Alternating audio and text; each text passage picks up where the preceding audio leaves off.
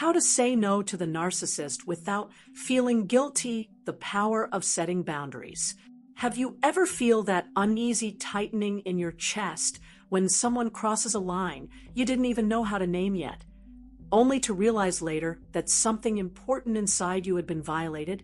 That moment of discomfort is often where the story of boundaries truly begins, not in theory or self-help language, but in lived emotional experience. Recently, many questions have surfaced about boundaries, what they really are, why they matter so deeply, how we recognize them, and perhaps the most painful question of all, why some people seem determined to ignore them no matter how clearly we try to explain ourselves. From a psychological perspective, these questions don't arise randomly. They usually emerge when someone has been repeatedly pushed past their limits and is beginning, often quietly, to reclaim their sense of self. When psychologists talk about boundaries, they are not referring to walls or punishments. They are talking about the psychological architecture of identity. Your boundaries are an extension of your values, your limits, your integrity. They define what feels acceptable and what feels violating in your interactions with others. According to trauma-informed psychology, boundaries function as a nervous system regulator. When they are respected, the body feels safer, calmer, more coherent. When they are ignored or overridden, the nervous system shifts into stress responses. Anxiety, hypervigilance shut down. Healthy boundaries allow mutual respect to exist. They make clear communication possible, not just of thoughts and opinions, but of needs, limits, and emotional capacity. Importantly, psychologists emphasize that respecting others' boundaries should never require the erosion of your own. When self-sacrifice becomes the price of connection, resentment and emotional exhaustion are almost inevitable. Boundaries are also deeply tied to self-respect and autonomy. From a psychological standpoint, they signal to both yourself and others that your inner world matters.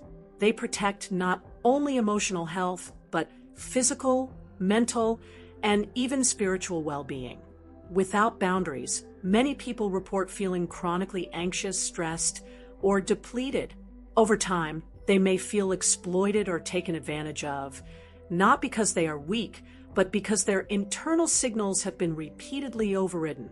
Burnout is often less about doing too much and more about doing too much without protection. Boundaries are that protection. Psychologists describe several categories of boundaries, each serving a different psychological function.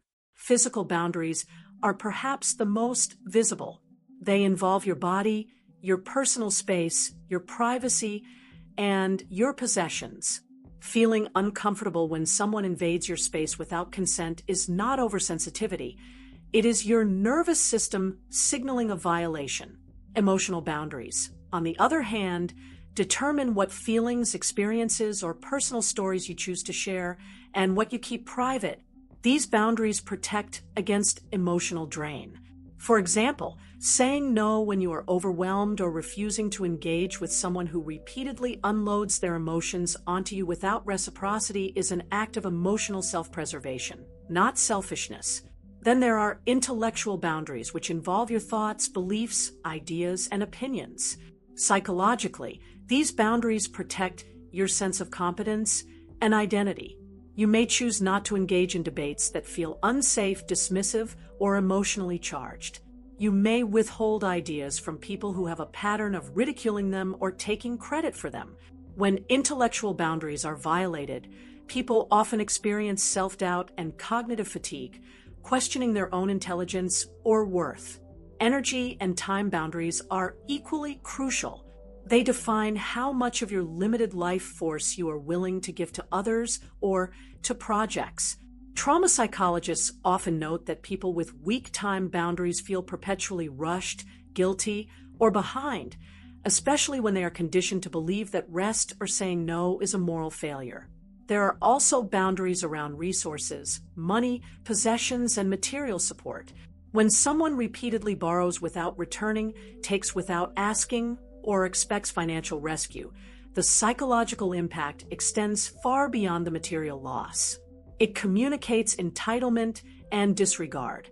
Over time, this can erode trust and self-worth in the person being taken from, while reinforcing a sense of dominance or dependency in the one crossing the boundary.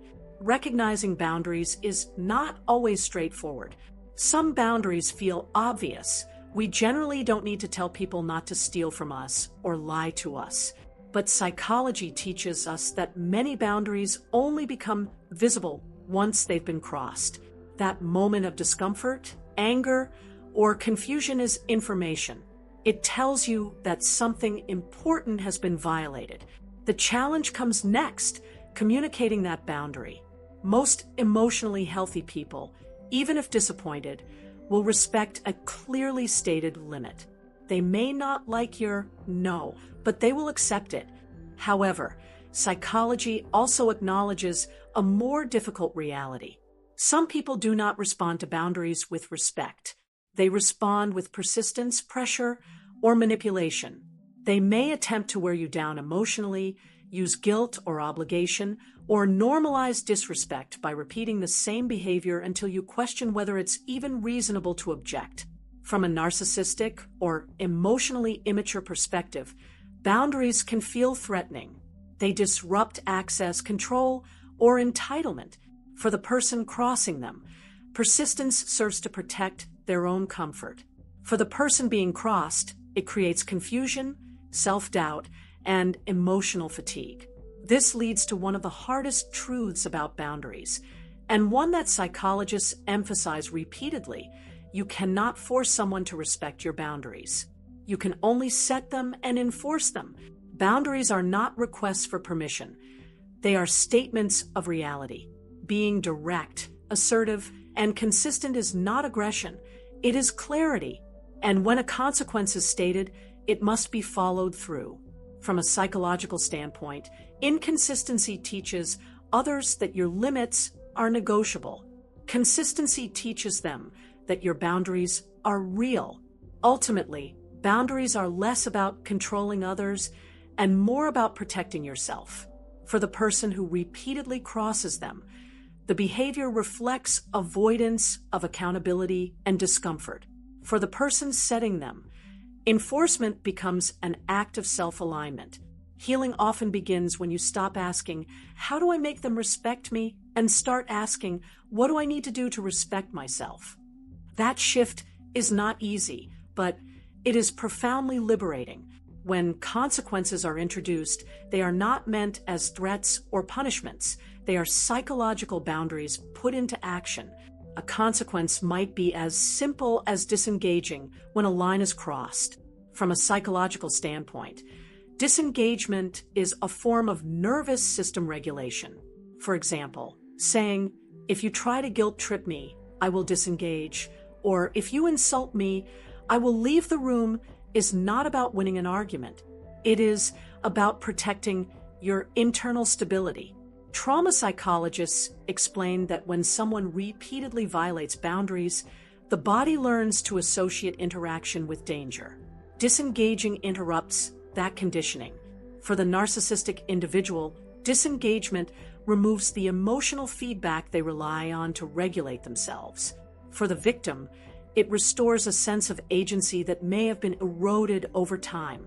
One of the most common reactions to boundaries in narcissistic dynamics is the silent treatment.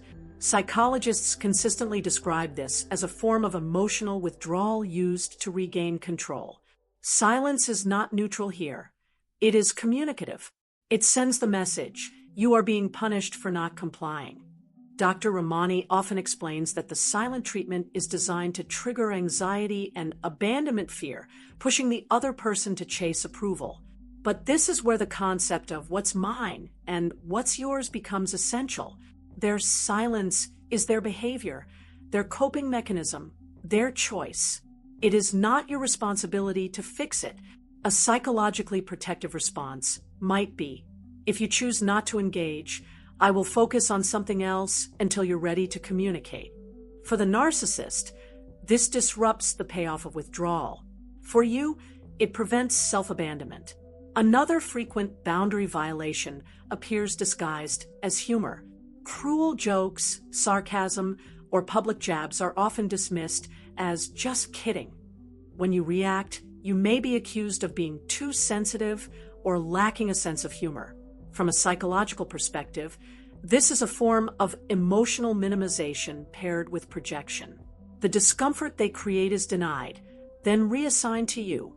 But again, this is not yours to carry.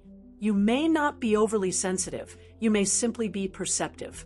One effective strategy, supported by communication psychology, is calmly asking them to repeat what they said. This interrupts the dynamic. The spotlight shifts. The audience stops watching you react and starts observing their words.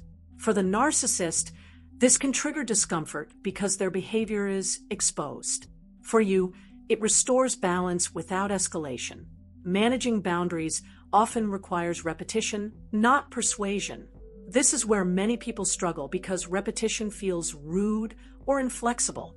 But psychologically, repetition is grounding, saying, "I've already answered that," or "I'm not discussing this further," or "I'm not apologizing for something I didn't do," reinforces internal alignment. Narcissistic personalities often test limits repeatedly, not because they don't understand, but because they are checking whether the boundary will hold. For the victim, holding steady counters the old conditioning that taught them to explain, justify, and accommodate endlessly. Sometimes boundary management also involves naming behavior as it is happening.